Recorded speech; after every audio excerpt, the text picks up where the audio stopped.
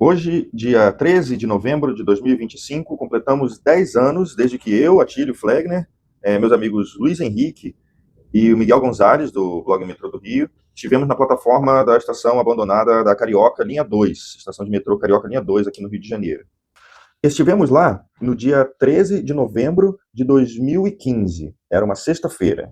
Hoje, 10 anos depois, dia 13 de novembro de 2025, e hoje é uma quinta-feira, e 10 anos depois a estação segue abandonada igual estava 10 anos atrás, quando estivemos lá.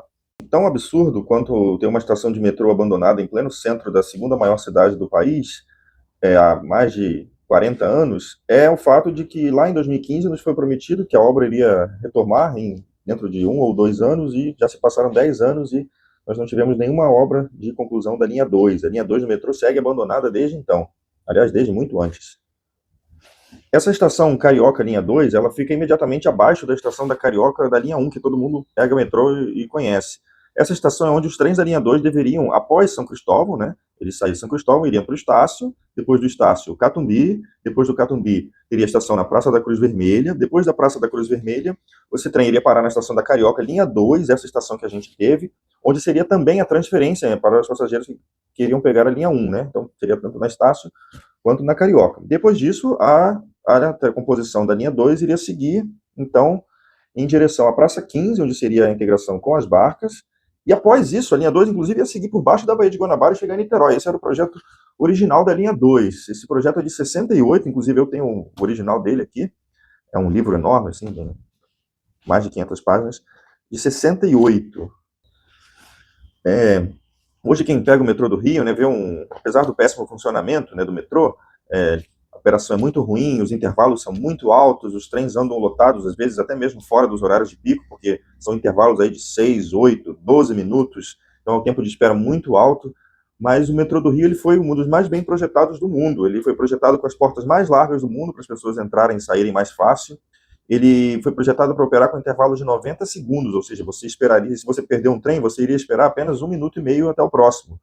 A linha 2, inclusive, era para operar com trens de 8 carros. Carros é o nome que a gente dá para os vagões. Era para ter trens de 8 vagões, justamente para poder transportar mais pessoas. Então, a linha 2, o jeito que a linha 2 funciona hoje, entrando na linha 1, atrapalhando a operação, tira do metrô cerca de 70% da capacidade de carregamento dele, o que acaba afetando, com certeza, nos intervalos, acaba afetando no funcionamento do metrô, no conforto. Os trens andam mais cheios, os trens demoram mais a passar, e você tem menos capacidade de carregamento. O metrô hoje transporta, proporcionalmente, inclusive, ao tamanho da rede, ele transporta muito menos gente do que transportava nos anos 80, final dos anos 80, início dos anos 90.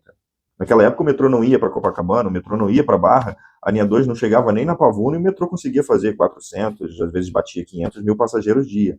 Hoje, o metrô vai na Barra, o metrô vai até o final da Tijuca, vai até a Pavuna, e o metrô mingua aí nos 600 mil passageiros dia. É um carregamento muito pífio para o que o metrô foi projetado. Ele era para estar transportando aí quase 2 milhões de passageiros dia com essa rede que ele tem aí hoje. Não consegue porque não concluíram a linha 2, o intervalo é muito alto, a tarifa é a mais cara do mundo, que a gente já fez esse levantamento no metrô que o Rio precisa. Inclusive, essa história eu até conto quando eu faço meus passeios do Esplendor Bike Tour, eu estou até com o uniforme. Eu sou talvez a única pessoa que conta essa história. Quando a gente para com um grupo de bicicleta lá na Praça da Carioca, eu falo, aqui tem uma estação de metrô abandonada aqui embaixo. Deve ser o único lugar do mundo que tem uma estação de metrô abandonada em pleno centro da cidade. Eu vou deixar algumas fotos passando aqui para o vídeo não ficar tão longo.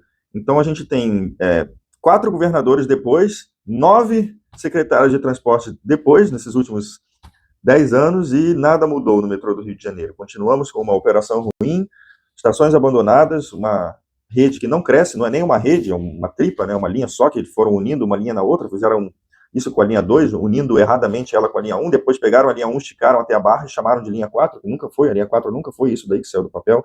A linha 4 era outro projeto, muito melhor, muito mais eficiente, e transformaram o metrô do Rio nessa vergonha que é hoje. O metrô que foi muito bem projetado, ele hoje opera de uma forma vergonhosa e com uma tarifa totalmente absurda. Não existe nenhum lugar do mundo que um salário de R$ 1.500, um país com um salário de R$ 1.500, a tarifa seja quase R$ 8. Isso é totalmente fora dos padrões de transporte público no mundo inteiro. Se a tarifa fosse R$ 5, ainda estaria muito mais caro do que qualquer lugar do mundo. Então é realmente um absurdo a forma que o metrô vem sendo tocado. Não só o metrô, mas todos os transportes aqui no Rio de Janeiro, é uma vergonha. o jeito que eles são tocados, tanto a parte do governo do estado quanto a prefeitura, que ainda é pior, é omissa, totalmente omissa. Se a gente tem o metrô totalmente dentro da cidade, a prefeitura é totalmente omissa. É um descaso muito grande. Infelizmente, a mobilidade urbana no Brasil ainda não é levada a sério, né? Muito abandonada. Então nós temos aí estações de metrô abandonadas aí há 40 e tantos anos, em pleno centro do Rio de Janeiro. E 10 anos depois que a gente esteve lá, continua abandonado. É realmente um absurdo. Então, depois dessa visita, logo que a gente começou a publicar, eu e o Miguel começamos a publicar as fotos nos nossos blogs, né? Eu tenho a página Metrô, que o Rio precisa, o Miguel tem o meu blog Metrô do Rio. Então, começamos a publicar as fotos. Então, a imprensa começou a pipocar o assunto por todo lugar, foi o assunto mais falado durante aquela semana toda. Aí, o governo do estado abriu para a imprensa no dia 18, dia 17, se não me engano, abriu para a imprensa ir visitar a estação da Carioca.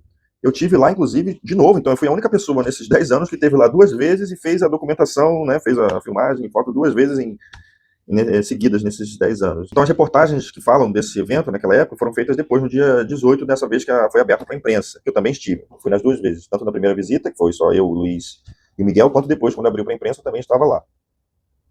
Inclusive, nessa segunda abertura, no dia 18 de novembro de 2015, quem esteve com a gente, também quem esteve comigo, que eu estava lá, foi o professor Fernando McDowell, que foi um dos diretores, principais responsáveis pelo projeto original do metrô. Ele era diretor de planejamento da companhia do metrô lá nos anos 70, e ele também deu entrevista, inclusive, falando como é importante a conclusão da linha 2 do metrô.